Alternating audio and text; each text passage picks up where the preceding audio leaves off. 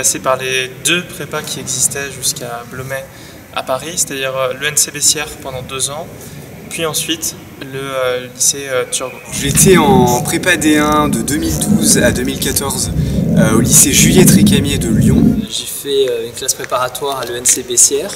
C'était un parcours en droit à l'université de Montpellier 1. Je suis entrée en prépa D1 à Montpellier au lycée Mermoz.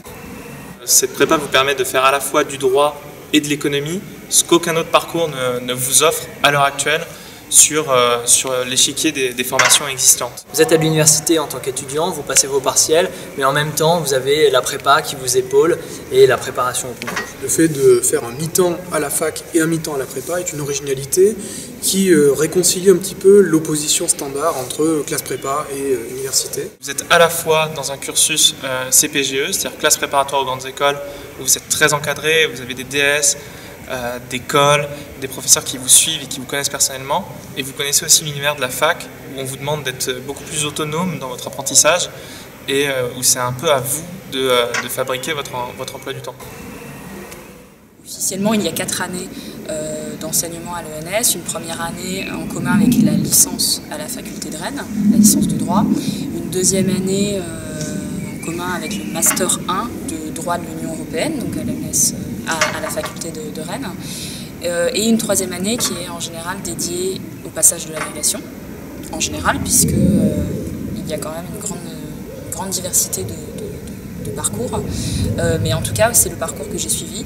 Et la 4e année est en fait une année libre, où on choisit son Master 2 qui peut être effectué à Rennes ou ailleurs. Les différents parcours à l'ENS Rennes, du moins dans le département droit, économie, gestion, ils sont assez variés. Vous avez des étudiants qui sont plutôt orientés vers la haute fonction publique et donc qui vont passer les concours de l'ENA, de l'ENM, et dans un second temps vous avez d'autres étudiants qui vont s'orienter vers des profils plus universitaires, passer une thèse, et enfin peut-être vous avez une troisième partie d'étudiants qui vont aller dans le secteur privé, là aussi de belles carrières dans le milieu tant économique que juridique.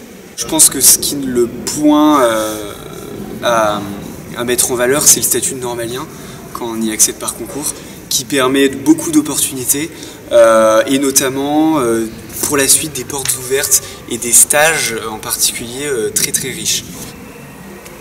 Après la réussite du concours de la Banque de France, je travaille à l'heure actuelle à la direction des affaires internationales où je m'occupe de la négociation des normes prudentielles, c'est-à-dire les normes qui s'appliquent aux établissements financiers, banques, assurances ou fonds de pension. J'ai choisi de me spécialiser en gestion. Alors pour cela, je me suis appuyée sur les compétences que j'avais acquises à l'ENS de Rennes, puisqu'il était possible de faire du droit, de l'économie et de la gestion. Pour ma part, moi j'ai fait un petit peu ce qui est la voie, on va dire, standard de l'ENS, c'est-à-dire une thèse, donc un doctorat en économie à l'école d'économie de Paris, PSE, où en fait justement les compétences tridisciplinaires, droit, économie, gestion, me sont vraiment utiles puisque je travaille sur les partenariats publics-privés.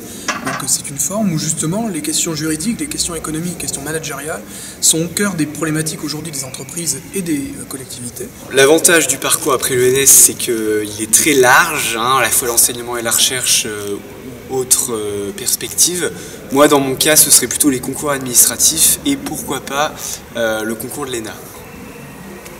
Un candidat qui a de la curiosité, qui s'intéresse au monde qui l'entoure, qui lit la presse, qui lit des auteurs, des livres, qui touche un peu à toutes les matières, et puis qui travaille. C'est une personne qui doit être extrêmement motivée. C'est possible d'entrer à Normal Sup, tout le monde peut le faire, et il faut garder sur ces 2 ans qui sont un marathon la motivation. C'est quelqu'un d'ouvert et de quelqu'un qui est capable aussi de dépasser les frontières que parfois on va tendance à lui imposer pour essayer d'aller voir un petit peu ailleurs ce qui se passe et d'être capable de transcender un petit peu les clivages. À mon avis, la principale qualité d'un candidat en D1, et en cela il rejoint beaucoup de candidats de classe préparatoire, c'est qu'il doit être extrêmement bien organisé. Je dirais qu'ensuite, la seconde grande qualité d'un candidat D1, c'est bien sûr d'être capable de supporter une charge de travail relativement lourde et de ne pas renacler à la tâche.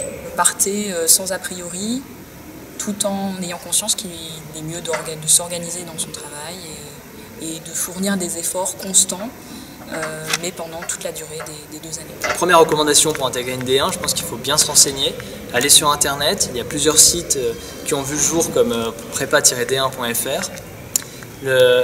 La seconde chose, c'est de bien regarder sa classe préparatoire en fonction des différentes options qui sont proposées, donc de bien choisir sa prépa. Et la troisième chose que je dirais, c'est qu'il faut se lancer, c'est qu'il faut vraiment y aller, c'est une filière qui est géniale, intégrer l'ENS c'est possible, donc il ne faut pas hésiter, donc il faut juste se lancer.